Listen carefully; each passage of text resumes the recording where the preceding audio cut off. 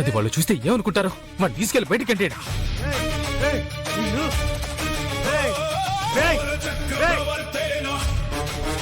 అయ్యో రాజశేఖరం, ఉపేంద్ర రావద్దంటే వస్తారు, ఏం చేయరు కదా.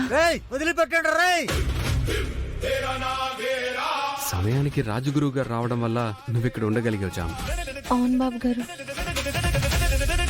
ఇక రోజు అమ్మ యువరాణి కాకుండా ఏం చేయాలో చాలా గట్టిగా ఆలోచించాలి. రేయ్, ఇది రాజా గారు రాణి గారిలా?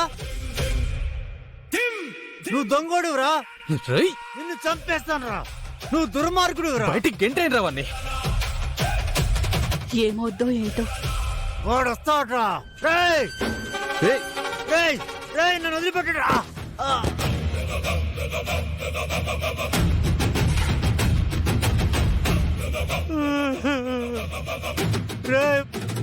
వాడు వస్తాడ్రా, నీ పని చెప్తాడు. వాడు వస్తాడు, వాడు వస్తాడ్రా, నీ ఎంత చూస్తాడు. వాడు వస్తాడు, వాడు వస్తాడు, వచ్చి నీ పని చెప్తాడు. వాడు వస్తాడు, వాడు వస్తాడు, వచ్చి నీ పని చెప్తాడు. అబ్బా అబ్బా,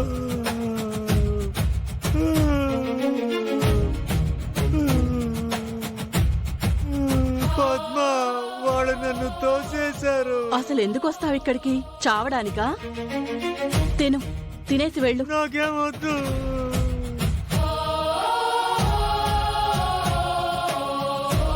వాడు వస్తాడు, వాడు వస్తాడు, వాడు వస్తాడు.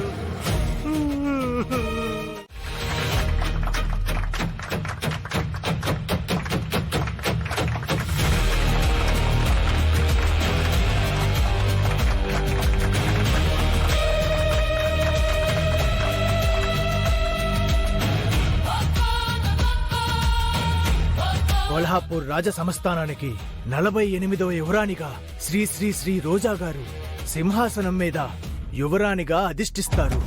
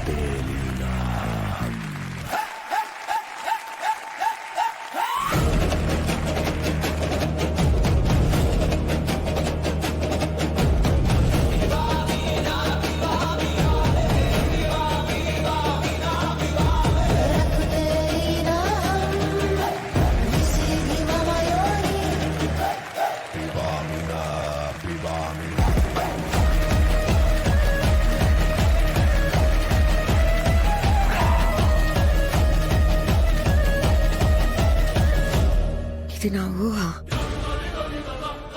నిద్రలో కాకుండా మెలకుగా ఉండగానే నా కళ్ళల్లోకి వచ్చేస్తున్నాయి.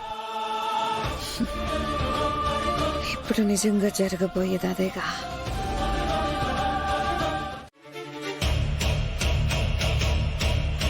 రాజసంస్థానం నుంచి ఎందుకు వచ్చారు? సార్, రోజా అనే ఆవిడ యువరాణి అంటూ ఇప్పుడు ఆ ఉపేంద్ర సమక్షంలో యువరాణిగా పట్టాభిషేకం చేయించుకుంటుంది సార్. అవునా? అవును సార్. యువరాణిగా ఎవరు అర్హులు అని తెలిపే జన్మపత్రం మీ దగ్గర ఉందని తెలిసింది.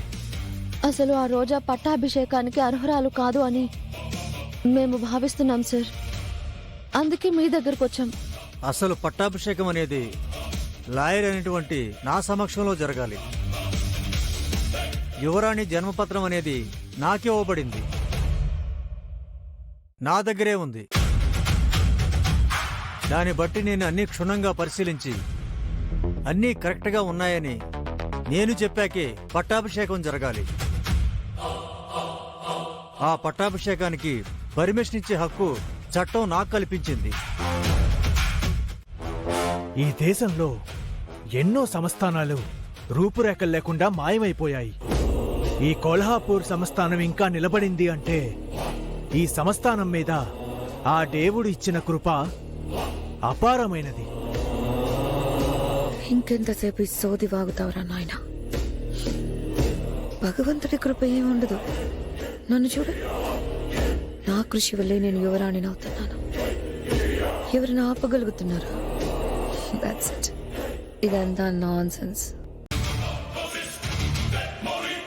ప్రేమ్ బాబు, ఇంకా తొందరగా పోనివ్వండి బాబు.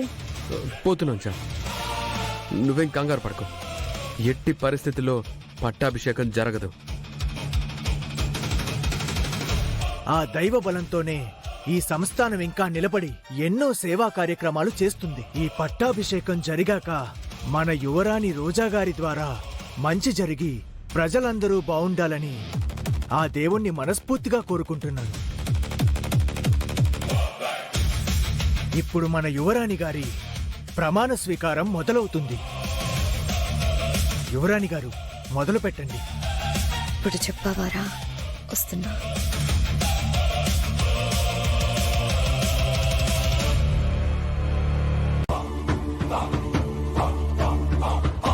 రోజా అనే నేను కొల్హాపూర్ రాజసంస్థానానికి యువరాణిగా ఇప్పుడు ఈ సింహాసనాన్ని అధిష్ఠించబోతున్నాను.